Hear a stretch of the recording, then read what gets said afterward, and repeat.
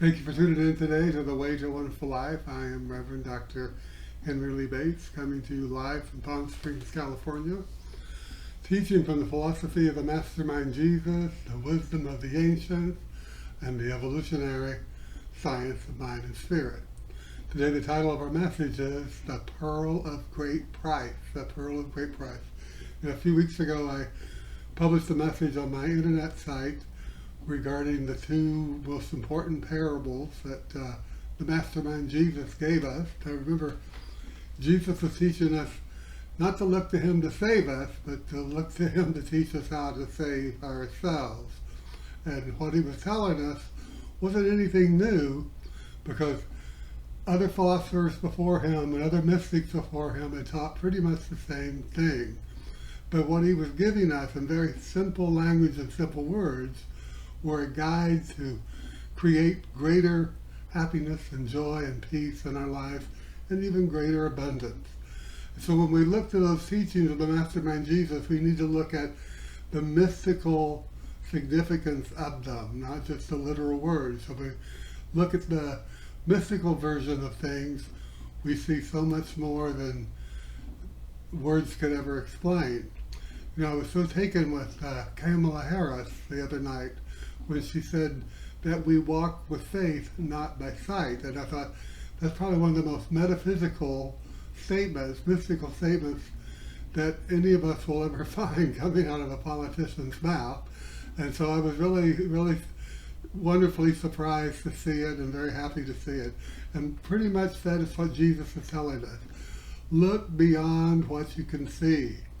And the parable of the wealthy young man, he went to the wealthy young man came to him and asked him, I follow all the 10 commandments, I do all these things, but what do I do to guarantee that I'm going to have a life living in paradise or living in guaranteed heaven? And Jesus said, well, you have to give up all the material things that you have and follow me. Because what he was telling the young man basically was, you have to increase your consciousness. What you have is the level of consciousness that you have in this moment. But if you want more, if you want to have a greater feeling of being in more complete control of your life, you have to build a powerful consciousness, a consciousness that speaks the word and knows that that word is going to be acted upon, and it's going to generate a result. And so when the young man decided that he couldn't give up the material things, and let's remember that those material things are going to depreciate, or they're going to rust and fade away and become old and become less valuable. He gave up what he could see for that great unseen, which would have been a greater prosperity than probably he could even imagine for himself in that moment. Here we are living in a world where so much of what's going on is taking place in the unseen. This COVID virus, this virus that keeps us from going out to dinner with friends and going to church and going to synagogue and going out and enjoying life and not even being able to get a haircut. This is unseen, but it's permeating everything around us to the point to where we have to take measures to prevent it from bringing an illness to us. So when we walk in faith and not by sight, it means we see what we see. We don't deny the facts, but facts change and the truth does not. And the truth is that we can build the consciousness to take us to that higher realm of living, that more wonderful life, that greater life, if we can imagine it for ourselves. If we have to image it for ourselves, imagine it for ourselves, we have to put it into our mind that there's a possibility for us that's greater, something that we can see and something that we can explore in our mind that can become a reality for us. It takes nothing away from anyone else nor diminishes anyone else in any way, shape, or form. We can have it. We can have it. So then we go to the parable about the talents, about the man who gave the talents to his servants. And then the one servant was so afraid to do anything with it that he buried it. And then when his owner came back, or his master came back, he beat him and threw him out and said, you embarrassed me, or you shamed me, or you didn't do what you were supposed to do. So Jesus was telling us that he who has much will have even more, and he who has little will even lose the little that he has. And what he was telling us, we must have that much more in our consciousness. We must be willing to step up in our consciousness to realize the bigger things, the greater things, the more abundant things. These were parables that gave us a demonstration that consciousness is everything. That's what Jesus was teaching. Jesus was a Jewish mystic first. He was a great Jewish philosopher, but he was also the man that held the greatest consciousness of just about anybody on this planet Earth that we've known throughout history. His was a consciousness that knew that he knew that the power, the spirit, and the intelligence of the Creator that moved all things through the universe, that created all things through the universe through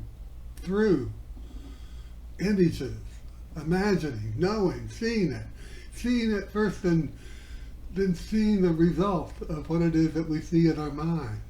We must take into our mind that thing which we desire to be, whether it's to be healthier, happier, to be in a loving relationship, or just to be at peace with ourselves.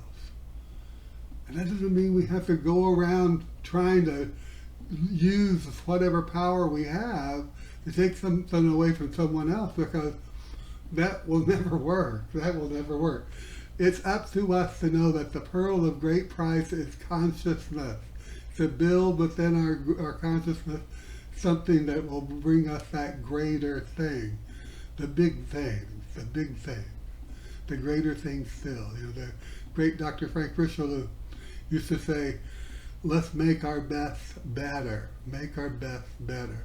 Never do anything to diminish anyone, including yourself, and hold to the power of the infinite within you.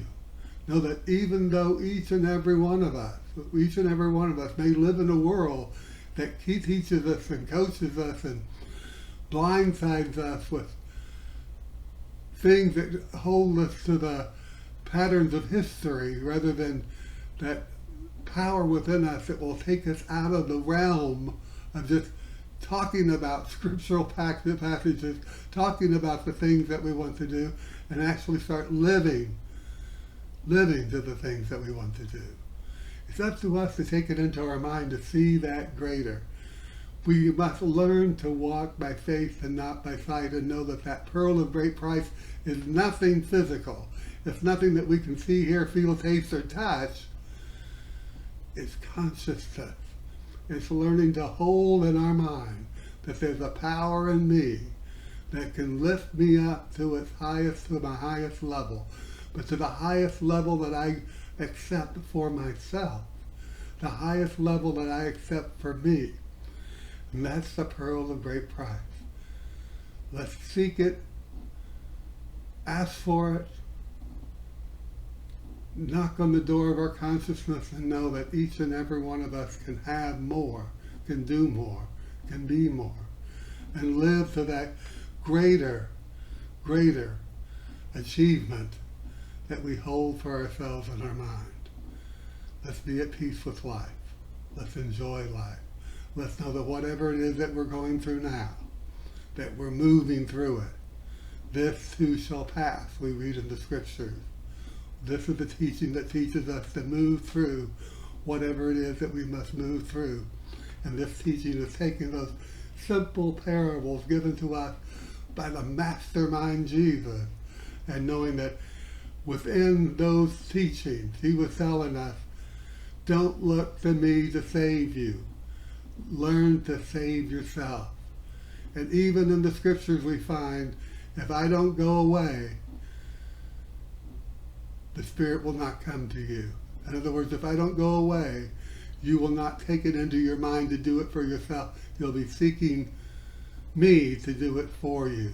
So let's get ourselves fully developed in consciousness.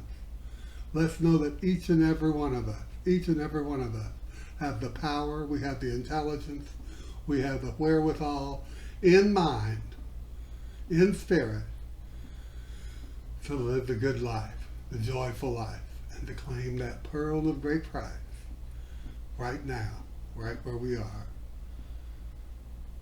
And so it is, amen. And so it is, amen.